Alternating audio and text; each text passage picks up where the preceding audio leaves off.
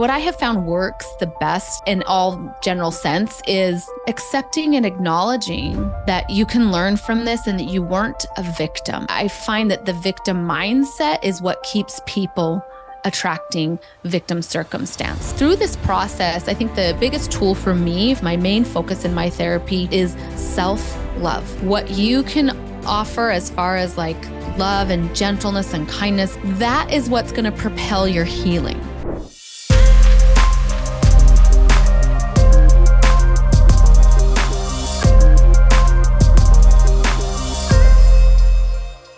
Welcome, everybody. Welcome back to the Dr. Espen podcast. I am Espen. Today, I'm joined by Dr. Danielle Rae. Danielle, a doctor of clinical psychology and a licensed clinical social worker.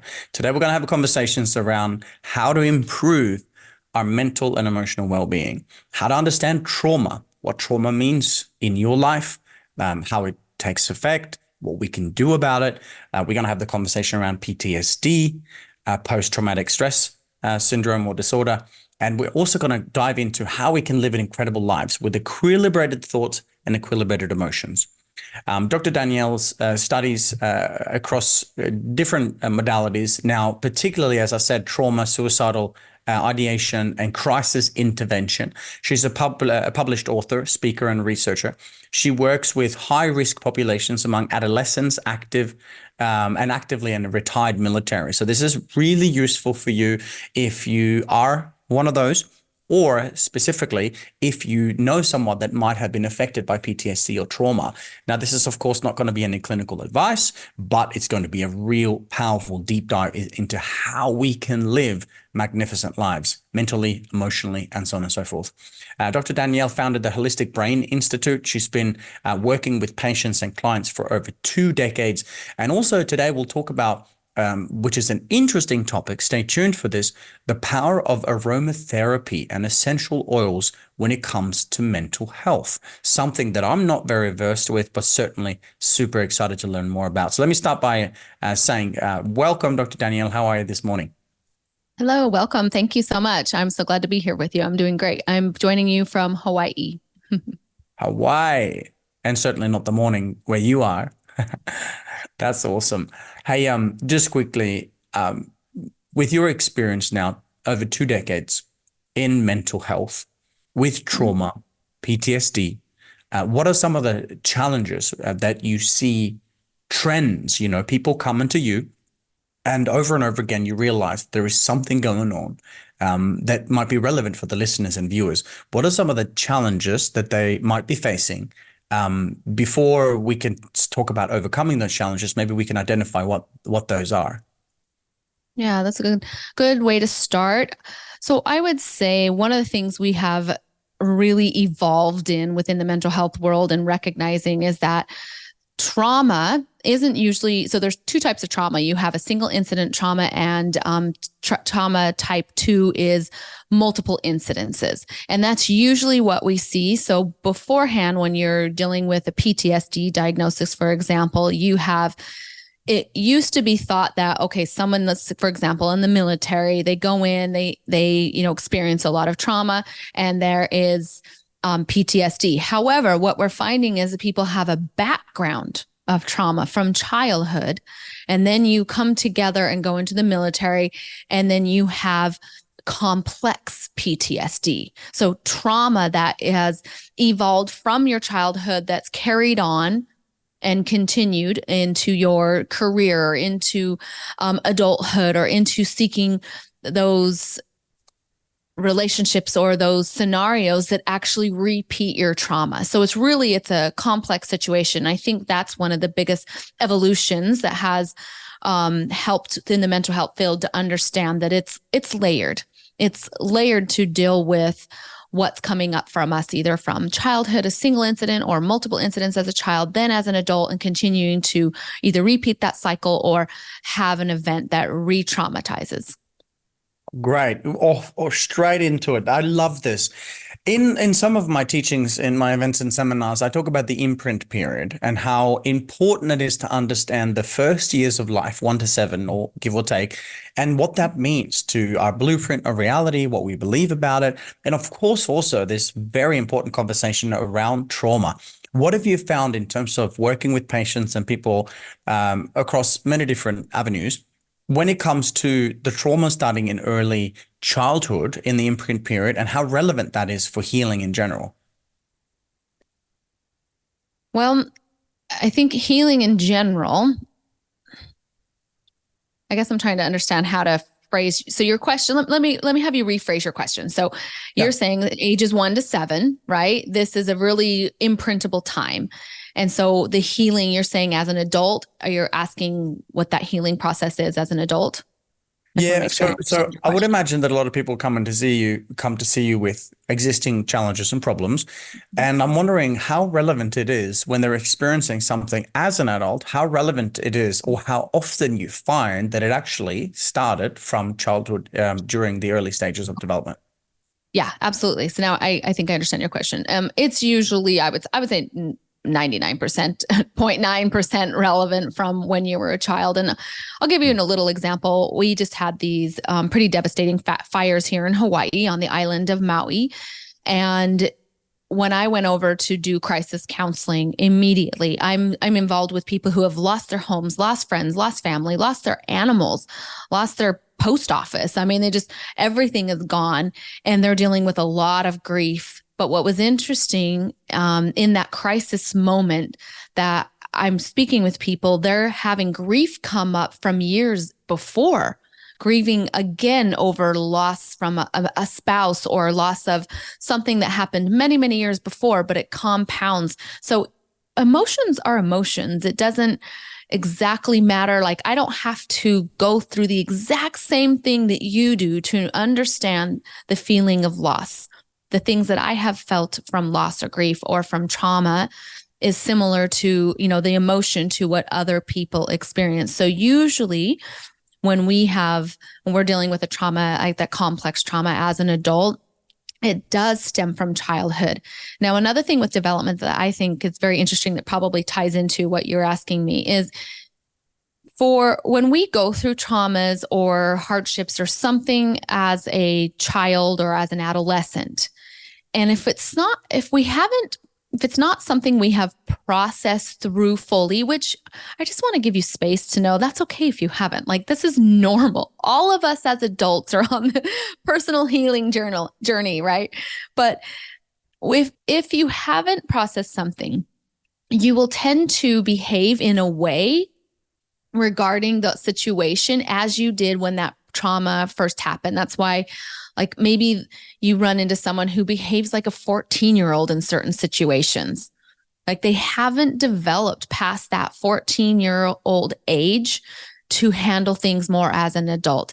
And so it will continue to repeat, and you'll continue to find situations, right? You attract those situations to repeat them until you address them and look at them and heal and forgive and all of those types of things. This is awesome. And I think this is really, really relevant because when we understand that, our blueprint of reality has pain, trauma, unresolved emotions, it does make sense how that would continue to repeat itself, quote unquote, kind of like from the unconscious mind until we deal with it. What are your thoughts on subconscious patternings? People realizing that they're not behaving in life the way they want to. They have habits, addictions, challenges in life that they have an intention to let go of, but they're still finding that they're stuck. How much of that could be related to unconscious programming or traumas of the past, do you think? Well, I think they're 100% related. And I also want to give space that when you do have a trauma cycle, for example, in PTSD, there are many neurological things going on, but one of the core pieces is the maladaptively cycling HPA axis. So that's your hypothalamus, pituitary, and adrenal gland continuing to cycle over and over and not stopping. And so that then wreaks havoc all over many other systems in the body and brain. So addictions, for example, as well, you have endogenous, like internal neurochemicals that fire, as well as if you're taking an external substance, and then that wreaks havoc on different things.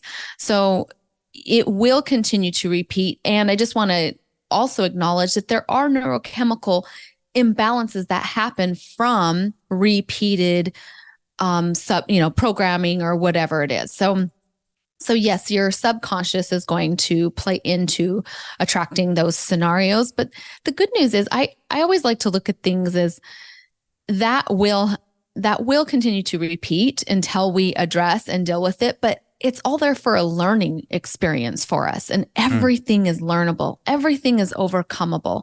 And I always like to have that perspective that you're not doing something wrong. There's not something wrong with you. You have this bad programming. You had as a child this fear instilled because you had a evil stepfather or whatever in my case, right? So it's just, hey, what can I learn from that? How can I address that? How can I hold a space? And I know I'm going into the healing aspect, but I never want it to sound like, oh, well, you're kind of, messed up. I think we all come down here to experience the mess up and experience how to overcome that.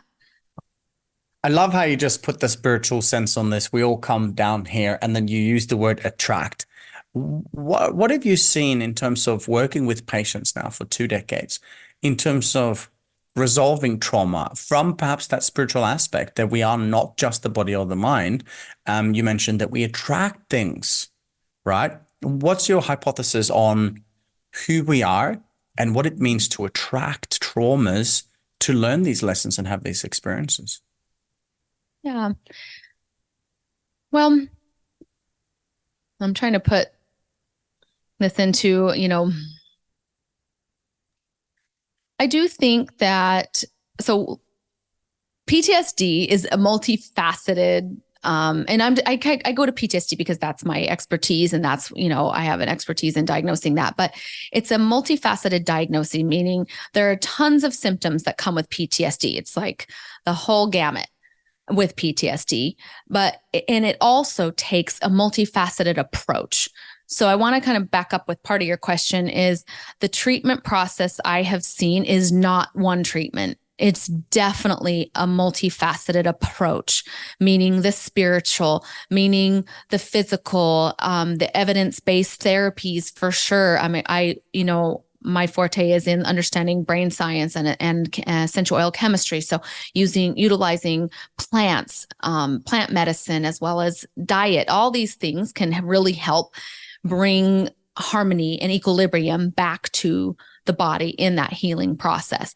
So I have seen when people implement multiple modalities and utilize the meditation, yoga, just all sorts of things, they really can get a handle back on that trauma.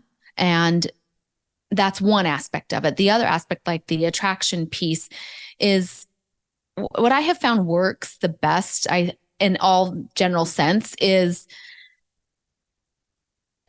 accepting and acknowledging that you can learn from this and that you weren't a victim. I find that the victim mindset is what keeps people attracting victim circumstance. So, and sometimes it's a hard pill to swallow. Like, I attracted this, and that's okay. Like, you can forgive yourself. You don't have to be mad about it.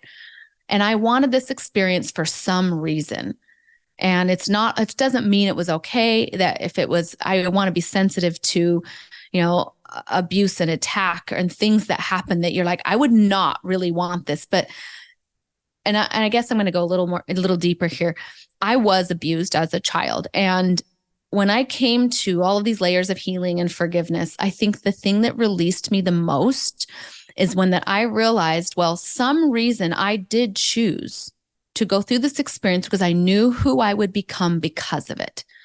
So I turned it around instead of being a victim. And I think that's what helped me the most was saying, okay, I took responsibility, and I was young. I was a total tiny child. So it's not like I consciously chose, but maybe, before coming down, or however that looks for your spiritual, awareness, but coming down, I said, I'm okay. I'm willing to go through these hard experiences. I know I'll be subject to them, but I'm willing to, because I know who I'll become because of it. And that was empowering. That was a whole nother layer of forgiveness, as well as just healing for me. This is absolutely glorious. I love this. And, in my introductory event, I ask my students a question.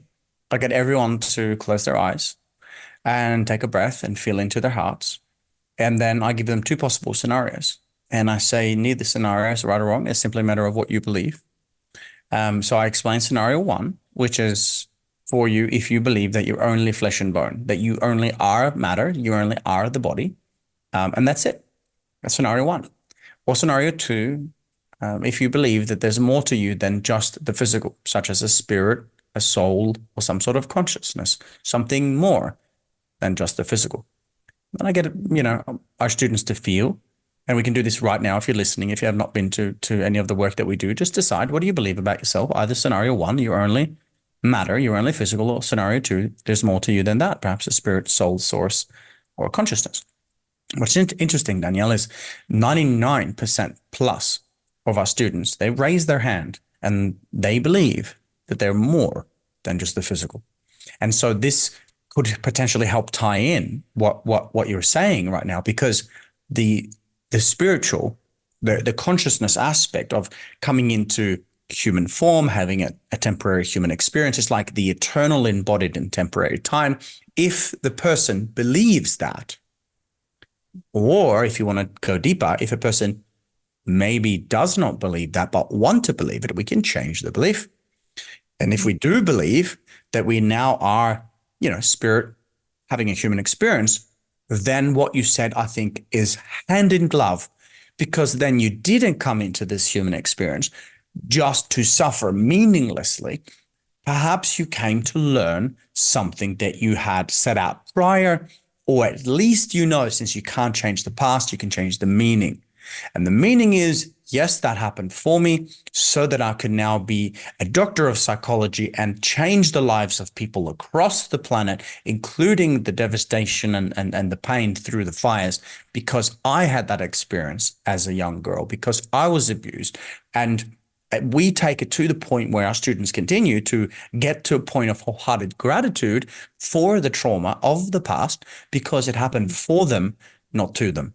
So hopefully that's helpful for some people watching and listening as to what it is that you believe. And once we've established that, okay, there is trauma in the unconscious mind, and or maybe it is actually become conscious for you, who knows? What are some of the steps that we take after that? Would we need to decide to do something about it? What do you find works best for the patients that you've worked with over the years? Mm-hmm. So once you're on that journey, what I was going to mention, kind of piggybacking on that, is one of the things that we find that help people be the most resilient. So resiliency is something that we try to measure as best as you can. And one of the things that's a huge factor in recovery from even, drug addiction, we have AA, we have resiliency, we have overcoming with PTSD, but it is a spiritual belief or foundation in something greater than yourself. That is a major factor in any type of recovery. I mean, that's when you go to AA, it's really focused on, having a higher power that can help you, and that we're not in this human experience alone. I like how you put that. So I agree on that. So once you can kind of tap into that higher power experience, knowing that you're not alone, right? You're not in this alone. You have tools to overcome it. And I wanted to go back to when something traumatic happens, and I want to use maybe the example of rape, for example, forgiving it, and also coming to a point where you said, okay, some reason I went through this to learn. It doesn't mean that it was okay for that person to do that. I don't want to write that off. Oh, it's okay. It's not. It's a violation of spiritual laws that person will have to pay and come to their own cleansing for. Like, that's their own journey. It doesn't mean it's okay, but our journey is our own healing. And I just want to make make sure we acknowledge that it's not okay that it happened, but you are okay and you will be okay. And that experience will make you even better than before. And I have found that with me. I have found that with many of the others. So as we're healing, right? So we come to this acknowledgement. We're constantly, as things are coming up for us, there are lots of coping mechanisms that we can use to help us along that journey that can facilitate the recovery. It's a lifelong. I'll say, for me, I remember I mean, 20 years or so of just really having to work on a lot of my abuse. And the pinnacle for me was when I was able to accept and fully believe and felt so much gratitude. Like you were talking, this gratitude. Wow, I'm grateful I got to go through this experience and be who I am because of it. That was a pinnacle where to now, the abuse it doesn't bother me at all. I'm like so open and just loving towards it and about it. I haven't seen the abuser, which is actually, fine with me. And I trust the universe. If I were to see it, it would be what I needed, but hopeful it's not something I'm seeking, I could say. So anyway, within that, there's a lot of different modalities. I want to go into some of the coping mechanisms here. So Yeah. journaling, therapy, having a therapeutic technique or somebody you can talk to, because things will come up. A community is a big one, having a community that is service minded, and that could be a religious community. It could be just you going to do service with other people in a community. Having those spiritual beliefs is another coping mechanism. Physical exercise, meditation, and then lastly, I'll just say the essential oils, which I know will go into how those even facilitate in your recovery. Beautiful. Well, there you have it, guys. There are evidence-based methodologies that you could apply. And I think, if I was to look at that and say, how relevant is this for every single person? Trauma or no trauma, and I don't even know if you could find a living person that's an adult today that has not had trauma, but to different various degrees. But either way, physical exercise, having someone to talk to, having a community, meditating regularly, exercise, all these things that we talked about. For me in my life, it's just non-negotiable. And I don't do it to only heal from trauma, even though that's the conversation that we're having.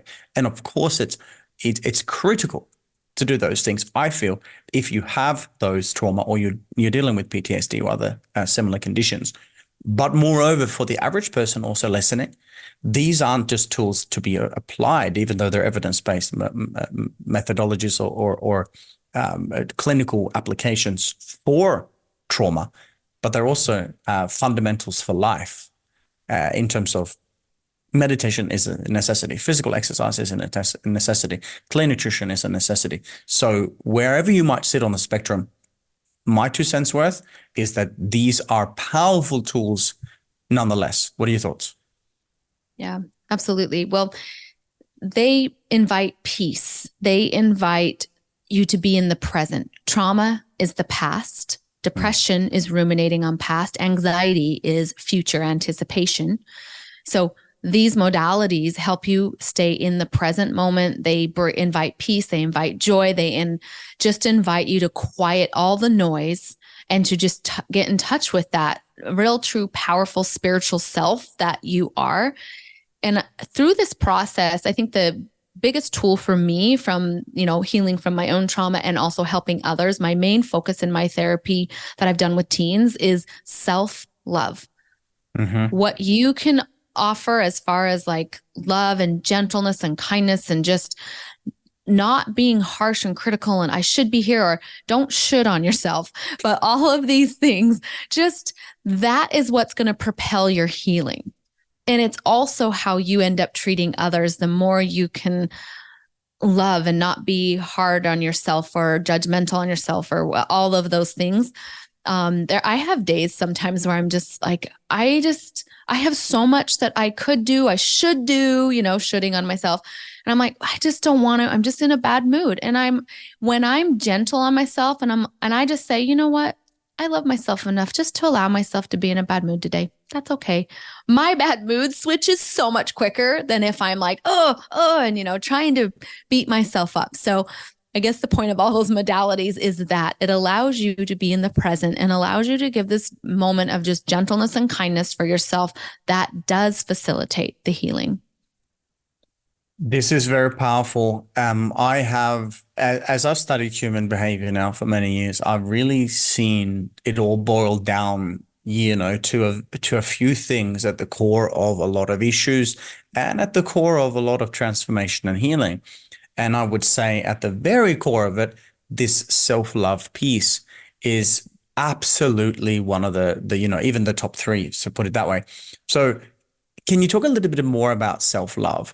And because I think sometimes, particularly people, quote unquote, stuck in the masculine, think that that's something that is not relevant. People in countries like Australia, I don't know how much it is relevant in America, but also in Norway, where I'm from, it's a little bit of the tall poppy syndrome. Don't love yourself, humble yourself, and don't put yourself out there and put exclamation towards one's brilliance or so on and so forth. So there's this self-minimization process in certain cultures. And I feel, from having seen this over and over again, I am just saddened that there is Mhm. so often a lack of self-love. And you can say, yeah, I love myself, but to truly do what you said and give space, give time, give grace, appreciation and love for the self, how important is it? And how can we begin to take that next step in that self-love journey? Yeah, I'm glad you brought that up. I think that it is something that we have as a deficit, a self-love deficit in our world. And there's a lot of pseudo things that people do, like for self-love, to like puff yourself up and say that you love yourself. But that's not really self-love. Is this just a gentleness? And it's not like you can make a mistake and just, yeah, I made a mistake. That's okay. It's different than I made a mistake and I'm fine. Like it's not an ego. It's completely opposite of ego. Um, I'm reminded of, I don't know whether you have scriptural background, whatever works for you, but I do like this scripture that talks about like the second most important commandment is that, the first is that you love God, and the second is that you love your neighbor as thyself. And what Mm.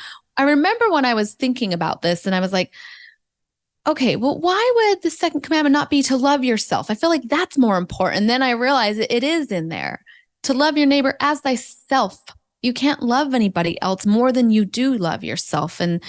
And when we when you look at self-love completely void of ego, some people do things that they are pretending are self-love, but it still has the ego in it. And I guess, for lack of a better description, ego is obviously egotistical, self-serving in that sense, but at the cost of another.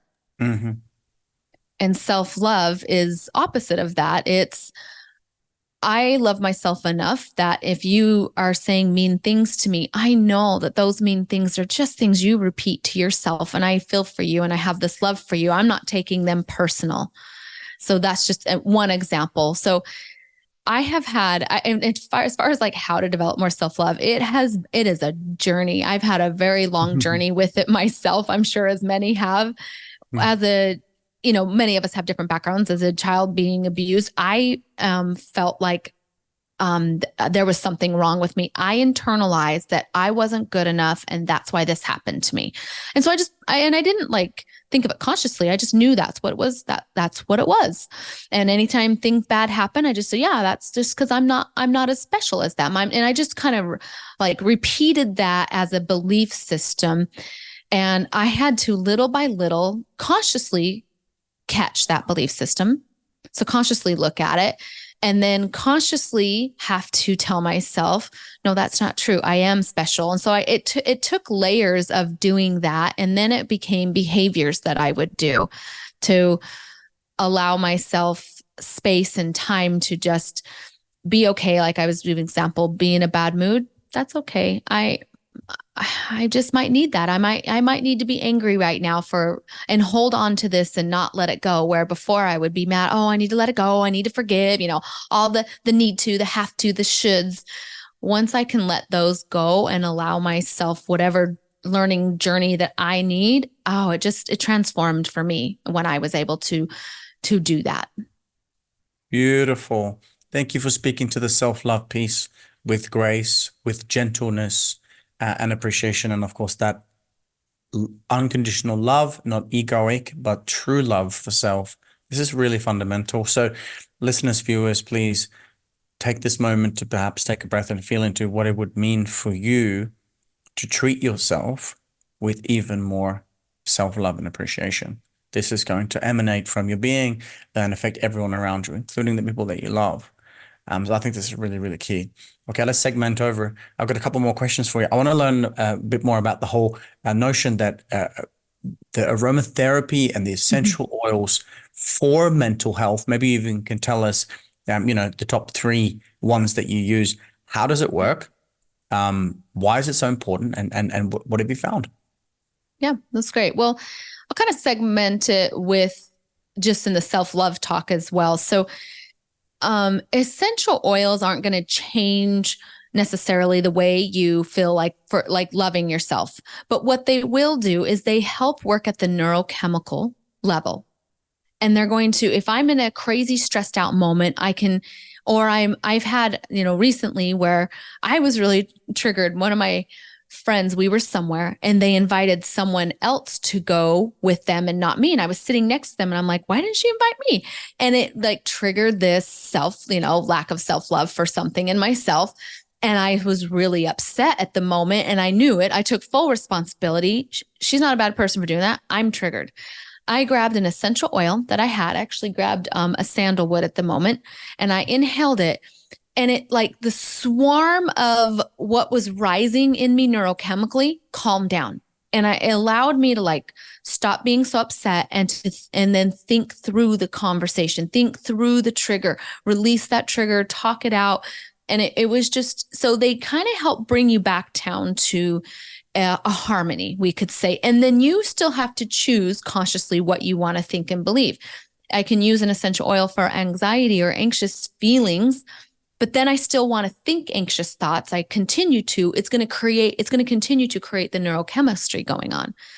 So that's just a little, tidbit on that, but I can explain how they work in the brain and go more into, but I'll give you a chance to say something. That's awesome.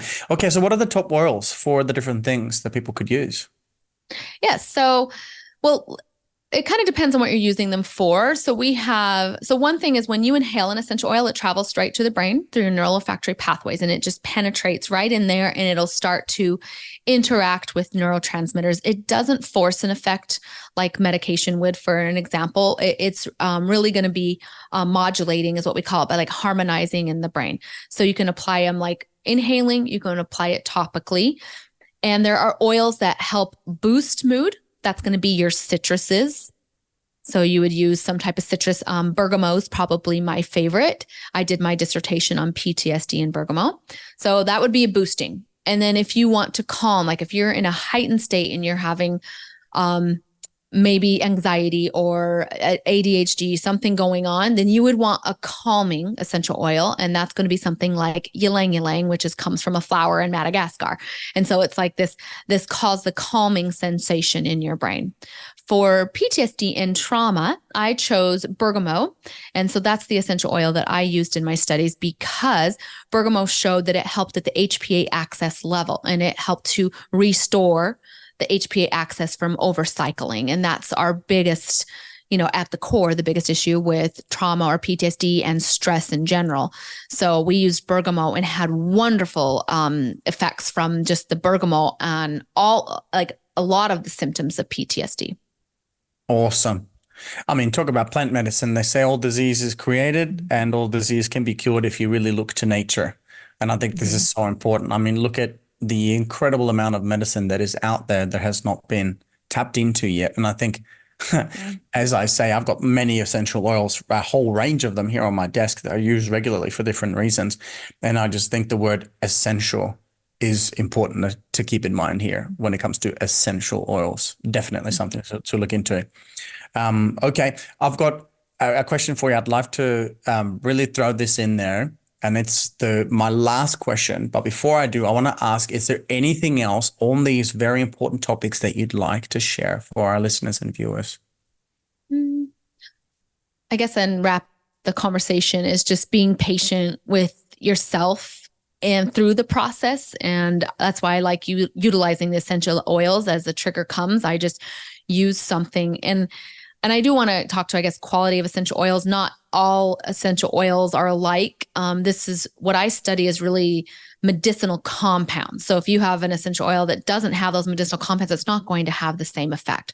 And so I think that's an important piece that also some from stores might have synthetics, Mm. toxins and other things in them, and you don't want to expose yourself. So I think that's an important piece, is having a testing report that shows you that it's pure and not adulterated, and that it has the compounds in it. I have a lot of courses and things like that on this. So any questions, you can reach out. But I guess, yeah, just being patient and gentle and just kind with yourself in the process, and not expecting it overnight, and utilizing the aromatherapy to help guide you along that process and bring you back down to like a harmony to cope with things. Yeah. And you mentioned the scriptures before, and the three wise men and their gifts to Jesus were indeed some of the tools that you've mentioned. Something to Myrrh, perhaps frankincense. add a little bit of Yeah, gold, I believe. Yeah. we like So that. very, very powerful. Okay, so just I mean, we're going to talk about your websites and Instagram, where people can go and get more information in a moment. I think this is important, but just in general, what are there any certain brands or types that you think work better than others? Just because I know a lot of people will be thinking, hang on, I like essential oils, or I'd like to get into it. Where can I go? What do I stay away from? Mhm. Any ideas? Yeah, of course. So I think the number one thing is, if you have a brand that you like, I would just ask the company for their GCMS testing, and if they can share that with you. If they can't share that with you, that's probably a red flag.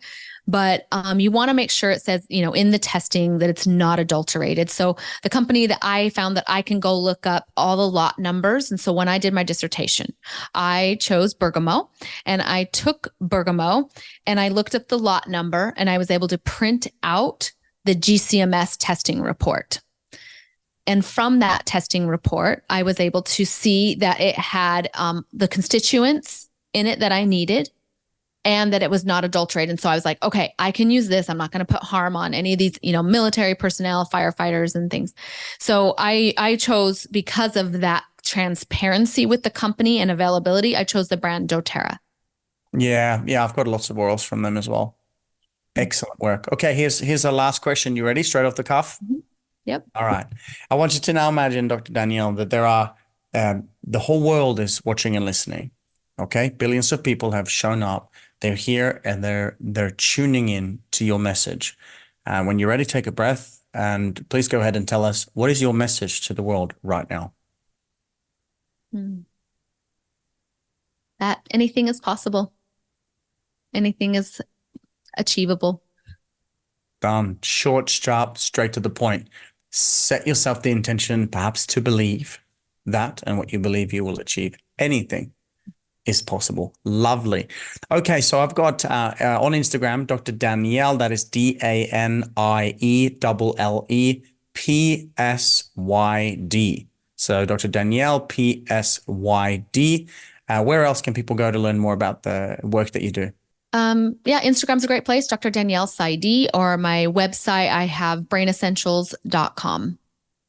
brainessentials.com. Thank you so Oh, much and for your time today. I'm Yeah. sorry. I have an Go. app. I forgot. I don't want to quite forget about my app. Yeah, the Holistic Brain app. You can download that from your iTunes or your store. Holistic Brain app. That That's an is easy way. cool.